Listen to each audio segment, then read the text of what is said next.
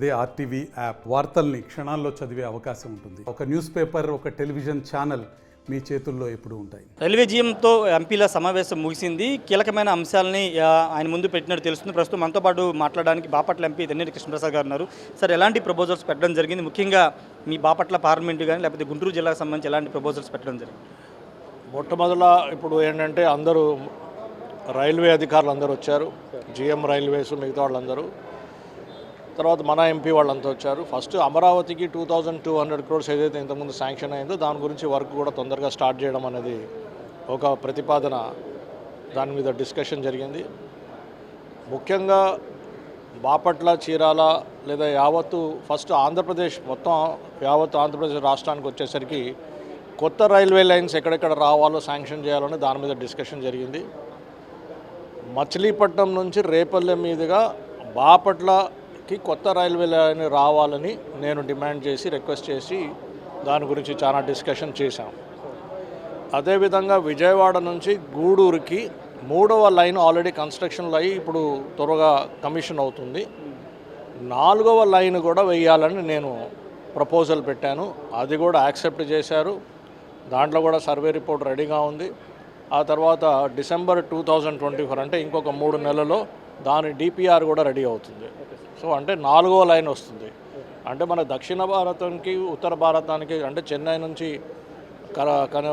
మన వారణాసికి కనెక్షన్ చేయాలంటే ఎన్ని ట్రైన్లు వేసినా అంత బ్యాండ్ విడ్త్ ఇప్పుడు క్రియేట్ చేయబోతున్నారు. ఎందుకంటే 4వ లైన్ కూడా రాబోతుంది త్వరలో.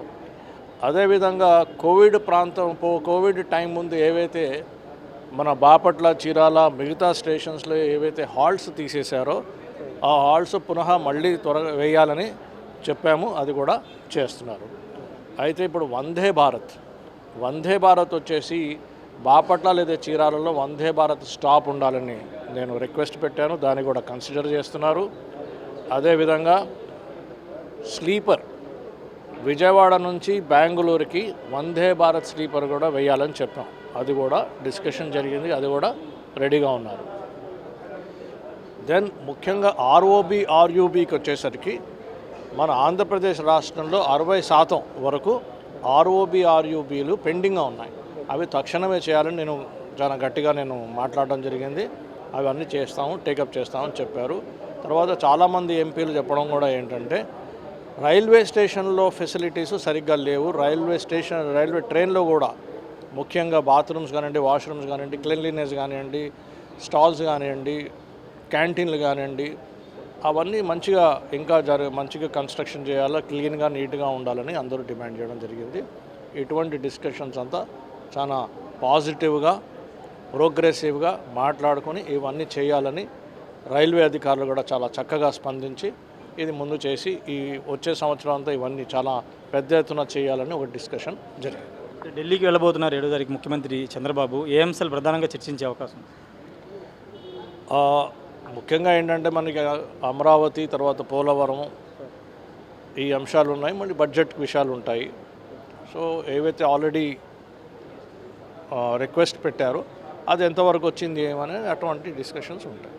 Thank you sir. ఖచ్చితంగా ప్రాజెక్టులకు సంబంధించినటువంటి కీలక అడుగులు పడుతున్నాయని చెప్తున్నారు. ముఖ్యంగా బాపట్లకు సంబంధించి అటు మచిలీపట్నం, రేపల్లె, బాపట్లకు సంబంధించినటువంటి రైల్వే లైను దాదాపుగా ఆమోదం తెలిపింది. అటు మచిలీపట్నం ఎంపీ బాలసౌరి, ఇటు బాపట్ల ఎంపీ తెన్నేటి కృష్ణప్రసాద్ కూడా అంశం మీద జీఎంతో మాట్లాడడం జరిగింది. అది దాదాపుగా ఓకే అయినట్టుగా చెప్తున్నారు. ఏదేమైనప్పటికీ చాలా కొత్త ప్రాజెక్టులతో పాటు ఆర్యూబీలు చాలా ప్రాంతాల్లో 80% వరకు ఆర్యూబీలు పెండింగ్లో ఉన్నాయని చెప్తున్నారు. వాటన్నిటి కూడా పూర్తి చేయాలని జీఎంను కోరినట్టుగా తెన్నేటి కృష్ణప్రసాద్ చెప్తున్నారు. కెమెరా పర్సన్ విజయ్తో రాజేష్, ఆర్టీవీ, విజయవాడ నుండి. మరిన్ని వీడియోస్ కోసం ఛానల్ ని సబ్స్క్రైబ్ చేయండి. లేటెస్ట్ అప్డేట్స్ కోసం వాట్సాప్ ఛానల్ ని ఫాలో చేయండి. అండ్ లింక్ డిస్క్రిప్షన్ లో ఉంది.